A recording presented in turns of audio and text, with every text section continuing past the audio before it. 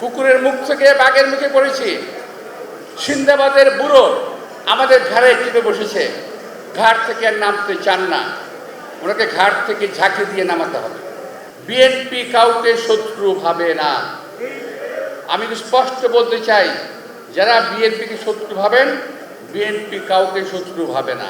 আমার নেতা শহীদ রাষ্ট্রপতি জিয়া রহমান যখন ক্ষমতায় ছিলেন, সকল দলের লোককে নিয়েই তিনি পার্লামেন্টটা গঠন করেছিলেন, আপনারা হয়তো জানেন না। আমি নিজে শহীদ রাষ্ট্রপতি জিয়া রহমানকে প্রশ্ন করেছিলাম, স্যার এই সমস্ত লোকদেরকে নিয়ে আপনি কেন একটা বদনামের পাত্র হচ্ছেন? অর্থাৎ উনি ওই সময় মশিউর রহমান, শাহজুর রহমান, অর্থাৎ লেফট রাইট, বামপন্থী ডানপন্থী সবাইকে নিয়ে সরকার গঠন করেছিলেন, পার্লামেন্ট গঠন করেছিলেন। কিন্তু আমার কথার জবাবে তিনি বললেন যে দেখো, যে জাতিকে বিভক্ত রেখে কখনো দেশের উন্নয়ন করা যাবে না। ডিভাইড অ্যান্ড রুল পলিসি চালু হয়েছে বাংলাদেশে। বাংলাদেশের রাজনৈতিক দলগুলোর মধ্যে যে একটা ঐক্য ছিল 5ই আগস্টের পূর্ববর্তী এবং পরবর্তী সময়ে, সেই ঐক্যটাকে ভেঙে তছনছ করে দেওয়া হয়েছে। বিএনপি কখনো চাঁদাবাজি দখলবাজির মধ্যে নাই। এখন প্রথম দিকে যারা করেছিল, আমাদের নেতা তারেক রহমান প্রায় 1 থেকে 1,500-এর মতো দল থেকে বহিষ্কার করেছে। আমরা তাদের বিরুদ্ধে ব্যবস্থা নিয়েছি, এখন নাই। তাহলে এখন চাঁদাবাজি করছে কারা? বিএনপি তো ক্ষমতায় নাই, এই সরকার ক্ষমতায় আছে।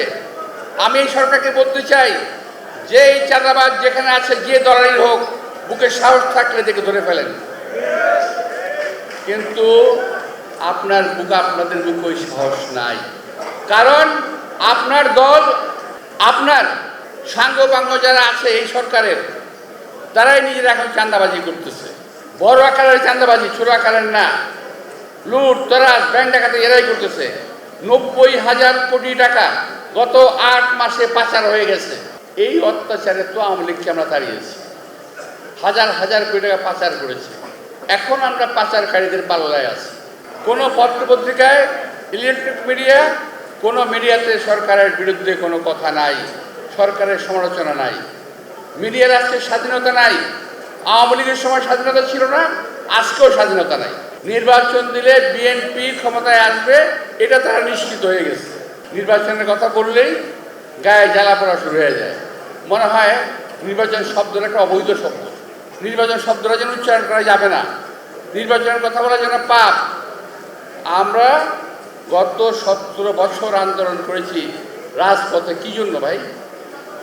কথা বলার অধিকারের জন্য, গণতন্ত্রের জন্য, নির্বাচনের জন্য রাজপথে আন্দোলন করেছি। আমরা আন্দোলন করে আওয়ামী লীগকে দুর্বল করেছি। একটা সময় যখন দেখতে পেলেন, এই সরকারের কর্মকর্তা দেখতে পেলেন যে বিএনপি তো আন্দোলনের ফল তো ঘরে তুলবে, তখন তারা হঠাৎ করে এসেই ওনারা আওয়ামী লীগের পতন ঘটিয়ে দিলেন। আর এই আওয়ামী লীগের পতন তো একদিনই ঘটে নাই রে ভাই, একদিনে ঘটে নাই। তো এখন বিএনপি যাতে ক্রেডিট নিতে না পারে, এই কারণে এই কাজটি আপনারা করলেন। যাই হোক, যা করছেন করেন। এখন কি করছেন? সরকারে এসে কি করতেছেন আপনারা? কুকুরের মুখ থেকে বাঘের মুখে পড়েছি। সিন্দাবাদের বুড়ো আমাদের ঘাড়ে চেপে বসেছে, ঘাট থেকে আর নামতে চান না, ওনাকে ঘাট থেকে ঝাঁকি দিয়ে নামাতে হবে। আমাদের নির্বাচন হাসিল করতে হবে, আদায় করে নিতে হবে।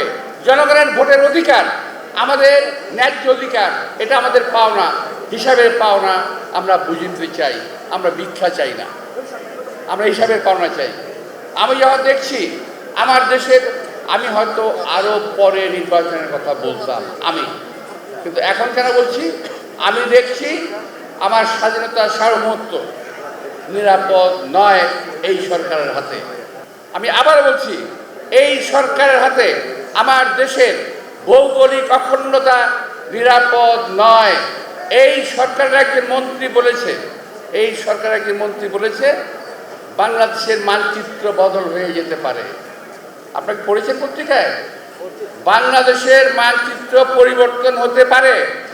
আমি এখনো বুঝি না এই কথা বলার পরে এখনো কিভাবে তিনি অ্যাডভাইজার আছেন আমি জানি না। যদিও যিনি বলেছেন আমার অত্যন্ত একজন প্রিয় পাত্র, কিন্তু আমার কথাটা হলো মানচিত্র বদলের কথাটা আসলো কেন? প্রসঙ্গত বলতে চাই, সেন্ট মার্টিন বন্ধ করা হলো কেন? সাজেক যাওয়া বন্ধ করা হলো কেন? ডাবল মুরিং, আমাদের মুরিং পোর্ট, এইটা বিদেশির হাতে দেওয়ার পায়তারা চলছে কেন? ডিপি ওয়ার্ল্ডকে এটা দিয়ে দেওয়া হচ্ছে। আমি কথা বলার পরে কি বলবে জানেন?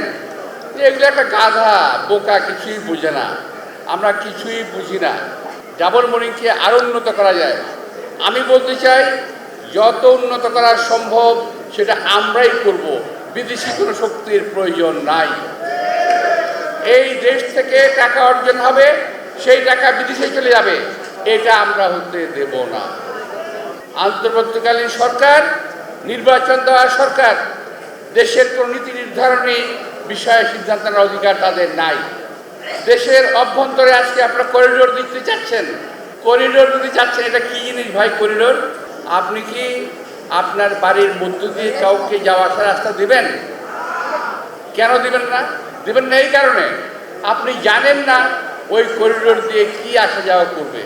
সাপ আসবে, ব্যাঙ আসবে, নাকি অন্য কিছু আসবে, আপনি জানেন না। সুতরাং এই করিডোর দেওয়ার বেলায় সাবধান হন, দেশের মানুষের মতামতের দিকে খেয়াল রাখেন। নির্বাচিত সরকার ছাড়া এই সিদ্ধান্ত নেওয়ার মালিক আপনারা নন। আমি আবারও বলছি, এই সিদ্ধান্ত নেওয়ার মালিক আপনারা নন।